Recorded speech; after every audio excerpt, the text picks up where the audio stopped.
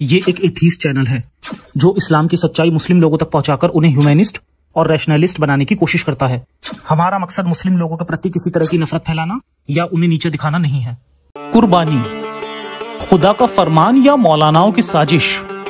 आखिर क्या इतिहास है कुर्बानी का और क्या रिश्ता है इसका बाकी अब्राहमिक मजहबों से?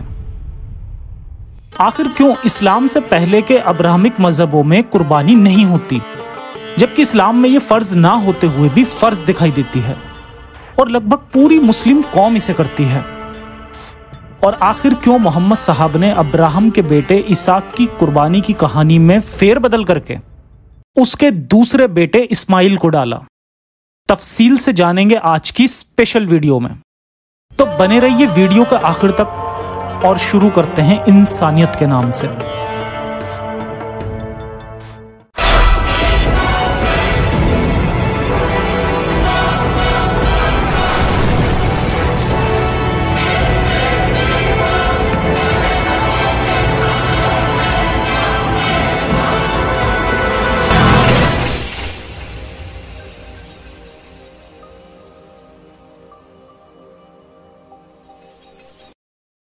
ना तो उनका खून और ना ही मांस अल्लाह तक पहुंचता है।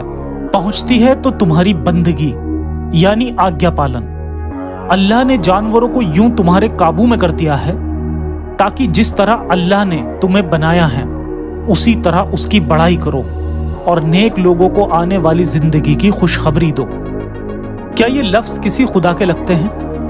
ध्यान से देखा जाए तो अल्लाह खुद भी मान रहा है कि जानवरों का खून बहाने से उसको कुछ नहीं मिलने वाला, मगर वो तुमसे ऐसा इसलिए चाहता है क्योंकि उसने तुमको ये करने का हुक्म दिया है। क्या एक माँ अपने बेटे को ये हुक्म दे सकती है ये देखने के लिए कि वो उसके हुक्म को मान रहा है या नहीं, कि वो उसके लिए किसी मासूम जानवर की जान ले ले और फिर हर साल यही करवाए? जानवरों को उसने इंसानों के काबू में इसलिए किया है ताकि इंसान उसकी तारीफ करे। वाह तारीफ के भूखे खुदा वाह। 70 माओं जितना चाहने वाला खुदा ऐसा ही है, लेकिन दुनिया की एक मां भी ऐसी नहीं मिलेगी। ये सब बातें कुछ सवाल छोड़कर जाती हैं जिनका जवाब खुदा नहीं देता। आखिर जानवर को मारकर खुदा को क्या मिलेगा, जबकि वो कह चुका है कि उसको ना मांस मिलता है और ना खून, उसको मिलती है केवल बंदगी। बंदगी की आखिर जरूरत ही क्या है? और है भी तो बंदगी पाने का ये तरीका खून से सना हुआ क्यों है? कुछ और तरीके से ये नहीं हो सकता था? खुदा तारीफ का इतना भूखा क्यों है? आखिर ये कुर्बानी फर्ज ना होकर भी इतनी जरूरी क्यों है?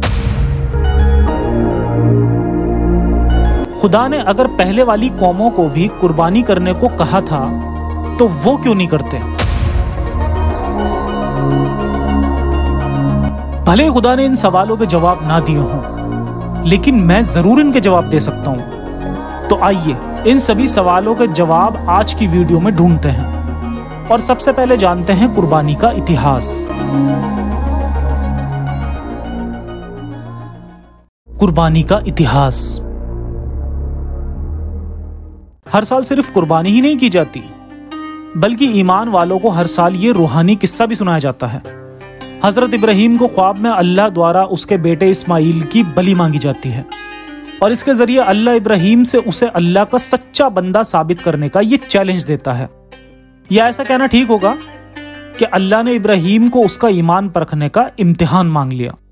ये बात इब्राहीम ने सुबह अपने बेटे इस्माइल से कही, तब वो भी खुशी खुशी अल्लाह की राह में कुर्बान होने पर राजी हो जाता है।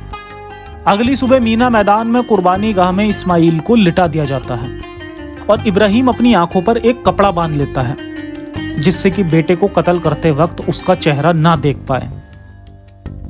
जब पहली बार छुरी चलाता है तो उसकी हिम्मत नहीं होती और छुरी को एक तरफ रख देता है। दूसरी बार में वो छुरी चलाता है और छुरी चल जाती है। ये डर के मारे एकदम से आंखों से कपड़ा हटाकर देखता है तो इस्माइल एक तरफ खड़ा होता है। इब्राहिम देखता है कि एक फरिश्ता जिब्राइल जो कि अल्लाह की तरफ से भेजा गया है, उसने एक जन्नती जानवर दुम्बा वहां पर लिटा दिया जो कि अल्लाह की राह में इब्राहिम के हाथ से कुर्बान हो जाता है। ये देखकर इब्राहिम चौंक जाता है और रोने लगता है, जिस पर अल्लाह द्वारा भेजा गया फरिश्ता जिब्राइल इब्राहिम को बताता है कि ये तुम्हारा इम्तिहान था और तुम इम्तिहान में फर्स्ट क्लास पास हो गए। मतलब कि तुमने साबित कर ही दिया कि तुम कितने बड़े साइको कैरेक्टर हो, बिल्कुल अल्लाह की तरह। इसके बाद इब्राहिम ने अल्लाह के कहे मुताबिक उस जानवर के 3 हिस्से किए, जिनमें से एक हिस्सा खुद के लिए, दूसरा पड़ोसी के लिए और तीसरा रिश्तेदारों के लिए तकसीम फरमाया। उस दिन को ईद उल अजहा कहा जाने लगा और इसी दिन को मुसलमान बकरा ईद भी कहते हैं।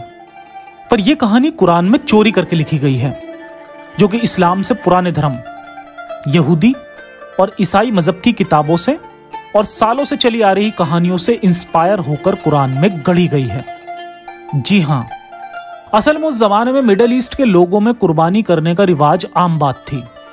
कुर्बानी 2 लफ्ज कुब्र बानी से बना है, जो हिब्रू भाषा का अल्फाज है।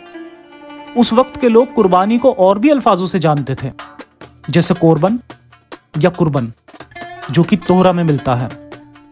इन्हीं अल्फाजों से कुर्बानी का लफ्ज आया है। कुब्र का मतलब पास आना होता है, लिहाजा वो लोग जानवर की बलि देकर अपने खुदा के और करीब जा सकते थे, ऐसा उनका मानना था। उस वक्त में लोग हर चीज के लिए कुर्बानी दिया करते थे, मसलन बीमार होने पर, कोई मन्नत मांगने पर, फसलों की कटाई से पहले, फसलों की बुआई से पहले और भी कई तरीके के मन्नत पर यहूदी लोग कुर्बानी दिया करते थे। यहूदियों की पवित्र किताब तोरा में आता है कि अब्राहम ने कई पत्थरों की वेदी बनवाई जिस पर लोग अपना चढ़ावा चढ़ाते थे, पर उसमें कहीं भी कुर्बानी का जिक्र नहीं है। बाद में दाऊद यानी कि डेविड ने कुर्बानी का चलन शुरू किया। इसके बाद सुलेमान यानी सोलोमन ने वहां पर एक मंदिर बनवाया, जिसको यहूदी आज सिनेगॉग कहते हैं, जिसे 937 ईसा पूर्व बनवाया गया था, जो कि इस्लाम के वक्त में नष्ट कर दिया गया था। आज इसके कुछ अवशेष मात्र ही बचे हैं। इसके अलावा इस कहानी को मजबूत करने वाली सबसे बड़ी कड़ी हमें बाइबल के ओल्ड टेस्टामेंट से मिलती है, जहां पर अब्राहम को परमेश्वर सपने में आकर उसके बेटे इसहाक की बलि मांगते हैं, जिस पर वो अगली सुबह उठकर अपने बेटे को बलि देने के लिए जाता है और उसको बचा लिया जाता है। जब अब्राहम ने अपना इकलौता पुत्र, अपना प्रिय इकलौता पुत्र परमेश्वर को लौटा दिया। टिप्पणी, यहां पर हम भेंट चढ़ा दिया शब्द का प्रयोग नहीं कर सकते, हमें कहना चाहिए कि उसने अपना पुत्र परमेश्वर को लौटा दिया। तब परमेश्वर ने न केवल अब्राहम को इसहाक को भेंट नहीं चढ़ाने दिया, बल्कि उसने उसे आशीष भी दी। अब अगर हम यहां पर ध्यान दें तो इस्लाम की कहानी में इस्माइल का जिक्र था, जबकि ओल्ड टेस्टामेंट में इस कहानी में अब्राहम के बेटे इसहाक की कुर्बानी का जिक्र है। ऐसा क्यों? देखने में लगता है कि यह बहुत छोटी बात है, और क्योंकि इस्लाम के हिसाब से पुराने स्क्रिप्चर्स करप्ट हैं, इसलिए मोमिनों का मानना है कि वहां गलत लिखा है। इस्लाम में सब ठीक है, क्योंकि यह आखिरी अब्राहमिक मजहब है, जबकि सच्चाई कुछ और है। आइए देखते हैं ये सब करने की जरूरत क्यों पड़ी।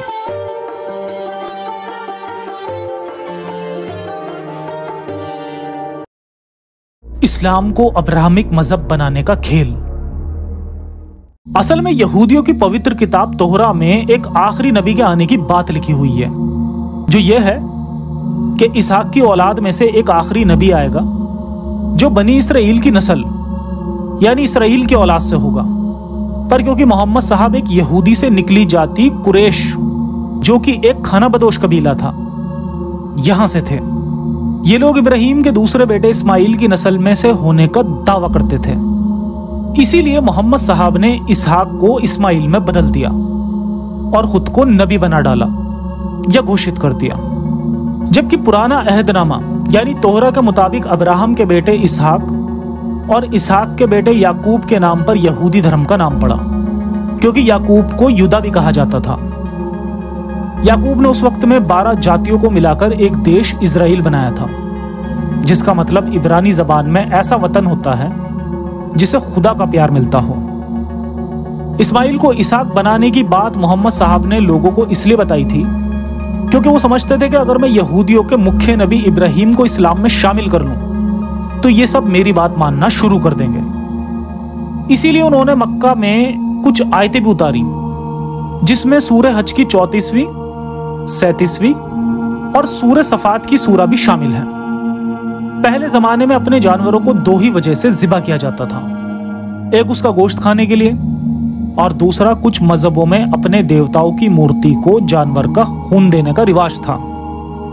दरअसल ये समझा जाता था कि ये देवता खून पीते हैं और उससे खुश होते हैं। इसी रिवाज को नबी मोहम्मद ने खूब भुनाने की कोशिश की और आसमान से आयतें उतारना शुरू कर दी। सूरे हज की 34वीं आयत में आता है, और हमने तो हर उम्मत के वास्ते कुर्बानी का तरीका मुकर्रर कर दिया है, ताकि जो मवेशी चार पाए खुदा ने उन्हें अता किए हैं, उन पर ज़िबा के वक्त खुदा का नाम लें। गरज तुम लोगों का माबूद वही खुदा है, तो उसी के फरमाबरदार बन जाओ। सूरे हज की आयत 37, अल्लाह ने जानवरों को यूं तुम्हारे काबू में कर दिया है, ताकि जिस तरह अल्लाह ने तुम्हें बनाया है उसी तरह उसकी बढ़ाई करो और नेक लोगों को आने वाली जिंदगी की खुशखबरी दो। सूरे सफात, इब्राहिम ने कहा, ए मेरे बेटे, मैं ख्वाब में तुम्हें कुर्बान करते हुए देखता हूं, तो तुम बताओ कि इस बारे में तुम्हारी क्या राय है। बेटे ने जवाब दिया, अब्बू जान, आप जो हुक्म दिया जा रहा है उसे पूरा कीजिए। अगर अल्लाह ने चाहा तो आप मुझे सब्र करने वालों में पाएंगे। और जब इब्राहिम ने उनके रब की कई बातों को आजमाया तो उन्होंने उन्हीं आखिरी दर्जे में पूरा कर दिखाया। सलाम हो इब्राहिम पर, बेशक वो हमारे मोमिन बंदों में से था। बेशक इब्राहिम अपनी जगह एक अलग उम्मत थे, अल्लाह के फरमाबरदार, सब बातिल खुदाओं से कटकर सिर्फ एक अल्लाह के होने वाले थे, और वो अल्लाह के साथ किसी को शरीक करने वाले हरगिज नहीं थे। तो इस तरह मोहम्मद साहब ने कुरान में ये आयतें बनाकर ना सिर्फ खुद को सच्चा नबी बनाने की कोशिश की, बल्कि अपने कबीले के दावों को भी मजबूत किया कि वो इस्माइल के औलाद से हैं, और इब्राहिम का प्यारा बेटा इसहाक नहीं बल्कि इस्माइल ही था। इसी हवाले से एक और हिकमत इस हदीस में यूं बयान हुई है, अल्लाह के रसूल से सहाबा ने पूछा कि ए अल्लाह के रसूल, ये कुर्बानियां क्या हैं? आपने जवाब दिया कि तुम्हारे बाप इब्राहिम का तरीका। ईद की कुर्बानी के बारे में उलेमाओं में इख्तिलाफ है, कुछ इसे वाजिब कहते हैं और कुछ इसे सुन्नत कहते हैं। कुर्बानी को लेकर कुछ हदीसें भी मिलती हैं जो इस तरह हैं। अब्दुल्ला बिन उमर बयान करते हैं कि नबी 10 साल मदीने में रहे और हर साल कुर्बानी किया करते थे। बुखारी की हदीस में आता है, अल्लाह के रसूल ने फरमाया, जिसने भी ईद की नमाज के बाद जानवर ज़िबा किया उसकी कुर्बानी हो गई और उसने मुसलमानों की सुन्नत पर अमल कर लिया। बुखारी की एक और हदीस में आता है, अल्लाह के रसूल 2 मेंढों की कुर्बानी किया करते थे और मैं भी 2 मेंढों की ही कुर्बानी किया करता था। पर यहां पर यह बात समझ नहीं आती कि कुरान में अल्लाह अपने बंदों से यह भी कहता है कि तुम्हारी कुर्बानियों का कोई फायदा नहीं है, फिर भी लोग कुर्बानी करते हैं। जो आयत वीडियो के शुरू में बताई गई थी, अल्लाह के पास ना तुम्हारी कुर्बानियों का गोश्त पहुंचता है और ना उनका खून, अल्लाह को सिर्फ तुम्हारा तकवा पहुंचता है। हालांकि जो अल्लाह और नबी अपने आप को अब्राहमिक रिलीजन से जोड़कर दिखाने के लिए बेताब थे, उन्होंने कभी इसाक की कुर्बानी की कहानी मौजूद होते हुए भी इस तरह की घटिया प्रथा कभी शुरू नहीं की। अब मौलवी दुनिया के इस दावे को कुरान और हदीस की कसौटी पर परखते हैं। मौलवी दुनिया के मुताबिक कुर्बानी हर साहिब निसाब का फर्ज है, यानी हर उस शख्स पर फर्ज है जिस पर ज़कात फर्ज है। मौलवी दुनिया के मुताबिक साहिब निसाब वो है जिसके पास अपने साल भर की ज़रूरतें पूरी करने के बाद 7.5 तोले यानी लगभग 87 ग्राम सोना या 52 तोले यानी लगभग 600 ग्राम चांदी या इतनी ही कीमत का कोई और कारोबारी सामान या नकदी हो। शर्त यह है कि यह बचत उसके पास साल भर रहे। अब आज के वक्त में देखा जाए तो यह फॉर्मूला अपने आप में ही विरोधाभासी है। अगर किसी के पास 80 ग्राम सोना होगा तो आज के सोने के दाम के हिसाब से करीब 4 लाख की बचत के बावजूद उस पर ना तो ज़कात फर्ज होगी और ना ही कुर्बानी। लेकिन अगर किसी के पास 1 किलोग्राम चांदी होगी तो 70,000 रुपए की बचत पर ही उस पर ज़कात और कुर्बानी दोनों फर्ज हो जाते हैं। जब से इस फॉर्मूले पर सवाल उठने शुरू हुए हैं, तब से उलेमा साहिब निसाब के लिए चांदी वाले फार्मूले पर ही जोर देते हैं। यूं तो जानवर की कुर्बानी को पैगंबर हजरत इब्राहिम से जोड़ा जाता है, लेकिन मौलवी हजरात इसे पैगंबर मोहम्मद की सुन्नत भी बताते हैं और अपने दावे के पक्ष में कुछ हदीस पेश करते हैं। जमात इस्लाम के संस्थापक मौलाना सैयद अबू आला मौदूदी साहब लिखते हैं, नबी मदीना तैयबा के पूरे ज़माना क़ियाम में हर साल ईद उल अज़हा के मौके पर कुर्बानी करते रहे और मुसलमानों में आपकी ही सुन्नत से ये तरीका जारी हुआ। इस बात में कोई शक नहीं कि ईद उल अज़हा के मौके पर दुनिया भर में आम मुसलमान जो कुर्बानी करते हैं ये नबी की ही सुन्नत है। कुर्बानी को लेकर विरोधाभास। एक हदीस के मुताबिक हजरत अनस फरमाते हैं, रसूल अल्लाह ईद उल अज़हा के दिन हर साल 2 मेंढे, एक काला और एक सफेद, अपने हाथ से ज़िबा करते थे। एक और हदीस में कहा गया है कि हज के मौके पर रसूल अल्लाह ने 100 ऊंटनियों की कुर्बानी दी थी। ये दोनों हदीसें सही बुखारी समेत तमाम सही हदीसों में हैं। इन दावों को दूसरी हदीसों से परखने पर कुर्बानी को लेकर विरोधाभास सामने आता है। जैसे कि कई हदीसों में बताया गया है कि पैगंबर मोहम्मद ने अपने परिवार के साथ बेहद गरीबी में जिंदगी गुजारी। एक हदीस के मुताबिक मोहम्मद के घर वालों के पास कभी शाम को 1 सेर यानी 4 किलो गेहूं गल्ला जमा नहीं रहा, हालांकि उनकी 9 बीवियां थीं। एक और हदीस में हजरत आयशा फरमाती हैं, हम नबी मोहम्मद के घर वाले ऐसे थे कि 1 महीना आग नहीं जलाते थे, यानी कुछ नहीं पकाते थे। हमारी खुराक सिर्फ पानी और खजूर थी। एक और हदीस के मुताबिक हजरत आयशा ही फरमाती हैं, जब रसूल अल्लाह की वफात हुई तब आपकी ज़िरह यानी मिलिट्री आयरन ड्रेस एक यहूदी के पास 120 किलोग्राम जौ के बदले गिरवी थी। यहां सवाल पैदा होता है कि जब नबी इतनी गुर्बत में थे तो वो हर साल 2 बकरों या 2 मेंढों की कुर्बानी कैसे करते थे। आखिरी हज से लौटने के 2 महीने बाद ही रसूल अल्लाह की वफात हो गई थी। हदीस के मुताबिक अपनी वफात के वक्त वो कर्जदार थे। ऐसे में हज के मौके पर 100 ऊंटनियों की कुर्बानी का दावा गले नहीं उतरता। अगर ये दावा सच है तो फिर सवाल ये पैदा होता है कि हज में 100 ऊंटनियों की कुर्बानी करने वाले रसूल अल्लाह के सामने आखिर ऐसे हालात कैसे बन गए कि उन्हें घर का खर्च चलाने के लिए अपनी ज़िरह गिरवी रखनी पड़ी। इन सवालों पर उलेमा बगले झांकने लगते हैं। जवाब देने के बजाय मुसलमानों का मुंह ये कहकर बंद कर दिया जाता है कि इस्लाम में अकल का दखल हराम है। कुर्बानी पर इतना जोर क्यों? वैसे हज पर मेरी एक वीडियो पहले से है जिसमें हज की पूरी पोल खोली गई है, जिस पर लगभग 1 मिलियन व्यूज होने वाले हैं। आप सभी को देखनी चाहिए, लिंक नीचे पिन कमेंट में मिल जाएगा। कुरान में साफ तौर पर हाजियों के लिए कुर्बानी का हुक्म है, लेकिन उलेमाओं ने गैर हाजियों पर भी कुर्बानी फर्ज कर रखी है। इसकी वजह धार्मिक से ज्यादा आर्थिक है। उलेमाओं का आर्थिक। मुस्लिम संगठनों के लिए रमजान में ज़कात बटोरने के बाद कुर्बानी के जानवरों की खाल बटोरकर कमाई करने का बढ़िया मौका होता है। जानवरों की खाल के लिए मदरसा चलाने वाले संगठनों के बीच खूब खींचतान होती है। इसीलिए मस्जिद के इमामों से लेकर बड़े मुफ्ती और उलेमा ईद उल अज़हा के मौके पर सिर्फ कुर्बानी पर ही जोर देते हैं। खाल के चक्कर में ऐसे लोगों से भी कुर्बानी करा देते हैं जिनकी हैसियत भी नहीं होती। जितनी ज्यादा कुर्बानी होगी उतनी ही ज्यादा खालें मदरसों और उन्हें चलाने वाले संगठनों को मिलेंगी। अगर मुसलमान कुर्बानी का पैसा कहीं और खर्च करेंगे तो उन्हें सीधा नुकसान होगा। मुसलमानों को इस पर गंभीरता से सोचना चाहिए। मोटे अंदाज के मुताबिक देश में ईद उल अज़हा पर 2 करोड़ से ज्यादा जानवरों की कुर्बानी होती है। एक जानवर की औसत कीमत 10,000 माने तो मुसलमान समाज के बहैसियत लोग इस मौके पर 20,000 करोड़ रुपए से ज्यादा खर्च करते हैं मौलवियों के लिए। ब्रेन वॉशिंग की वजह से एक परिवार में बढ़ चढ़कर कई कुर्बानियां होती हैं। करने वाले मुसलमान अगर अपनी कुर्बानी का आधा बजट गरीब मुसलमानों को रोजगार दिलाने, उनके लिए बेहतर एजुकेशन और हेल्थ सर्विस मुहैया कराने पर खर्च करें तो मुस्लिम समाज को अपने डेवलपमेंट के लिए सेंट्रल गवर्नमेंट और स्टेट गवर्नमेंट का मुंह नहीं देखना पड़ेगा। इसके अलावा एक सबसे बड़ा नुकसान जो हमें इसका दिखाई देता है वो ये है कि बकरा ईद पर छोटे छोटे बच्चों से बकरे के गले पर छुरी चलवाई जाती है। वो डरते हैं, चिल्लाते हैं, पर उनकी एक नहीं सुनी जाती। असल में मोमिन ये सब इसलिए करते हैं क्योंकि वो इसे रिवाज कहते हैं। हदीस और सुन्नतों का पालन करते हैं और इसे जायज भी ठहराते हैं। और इसका असर यह होता है कि इस हादसे में बच्चों के दिमाग में जानवरों की कुर्बानी को लेकर डर बैठ जाता है।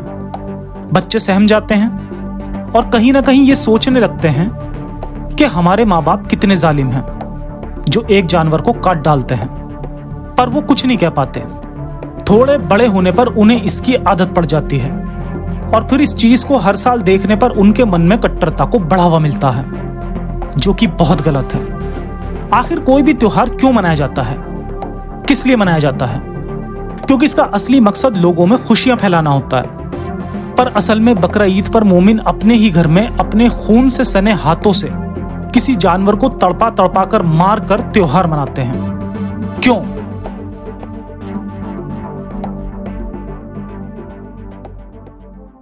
पता नहीं कुछ लोग इस जुल्म को देख भी कैसे सकते हैं। और शायद यही रीजन है कि बकरा ईद पर कुछ मोमिन लोग खुद से जानवर नहीं काटते।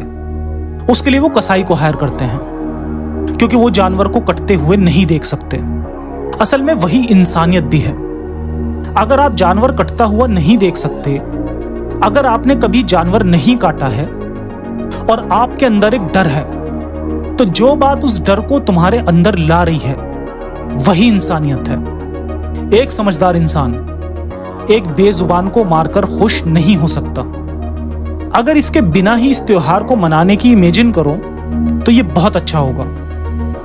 मैं ये नहीं कहता कि मांस खाना और मांसाहारी होना गलत है, मैं इससे सहमत नहीं हूं। ये लोगों की अपनी इच्छा है। पर मैं ये कहना चाहता हूं कि जब खाने के लिए इतनी चीजें हैं, इतने ऑप्शंस अवेलेबल हैं, तो हम किसी जानवर को ही काट कर क्यों खाएं? सऊदी अरब, जहां का ये त्योहार है, वहां पर उस वक्त में बंजर जमीन की वजह से कोई फल और सब्जी पैदा नहीं होती थी। इसलिए वहां के लोगों की मजबूरी थी कि उन्हें जानवरों के गोश्त पर डिपेंड रहना पड़ता था। पर आज के वक्त में तो हमारे पास खाने के हजारों ऑप्शन मौजूद हैं। तो आज हमें जरूरत ना होने पर जानवरों का मांस नहीं खाना चाहिए। जानवरों को मारकर खुदा को खुश करना, इससे ज्यादा जंगली और पिछड़ी हुई सोच मुझे नहीं लगता कि कुछ और भी हो सकती है। इतनी वाहियात प्रैक्टिस को त्योहार कहना भी त्योहार जैसे अच्छे शब्द के साथ नाइंसाफी है। आप एक जानवर की बलि देते हैं क्योंकि हजारों साल पहले एक आदमी ने बेवकूफी में अपने बेटे की बलि देने के लिए यह कदम उठाया, जिसे उस खुदा ने ऐसा करने को कहा था जो आज बड़े से बड़े युद्ध होने पर, जुल्म सितम होने पर, रेप होने पर भी मुड़कर नहीं देखता। फिर भी सदियों पहले लिखी हुई कहानियों पर भरोसा करके आप आज उसको दोहराने के लिए ये काम करते हो। भला इससे बड़ी बेवकूफी क्या होगी? मैं जानता हूं बहुत सारे मॉडर्न मुस्लिम्स की नजर इस त्योहार पर नीची रहती है। उन्हें शर्म आती है इस जंगली प्रैक्टिस को अपने मजहब का हिस्सा बताते हुए। लेकिन इस्लाम में दीन की जबरदस्ती की वजह से अच्छे और पढ़े लिखे मुस्लिम्स चाहकर भी इसके खिलाफ आवाज नहीं उठा पाते। लेकिन अब वक्त आ गया है। अगर आप इस्लाम ना भी छोड़ना चाहें तो इंसानियत की खातिर कम से कम अब इस गंदे त्योहार से तो पीछा छुड़ा ही लें। डरे नहीं, साफ कहें कि ये सुन्नत है, वाजिब नहीं। मेरा मन नहीं करता इसको फॉलो करने का तो नहीं करूंगा। हिम्मत दिखाइए। अगर इस वीडियो से केवल एक घर ऐसा हो पाता है जहां एक जानवर की जान बच जाए और एक मासूम बच्चे की इंसानियत बच जाए, तो मेरे लिए उतना ही काफी है। तो जितना हो सके इस वीडियो को ज्यादा से ज्यादा मोमिनों को शेयर करें। शायद आपकी इस कोशिश से कुछ मासूम जानवर इस पागलपन से बच जाएं, जो एक सभ्य समाज के लिए जरूरी है। और साथ ही साथ ये आपकी जिम्मेदारी भी है। अपना ख्याल रखें, कट्टरता से बचें, सलामत रहें। इंसानियत हाफिज।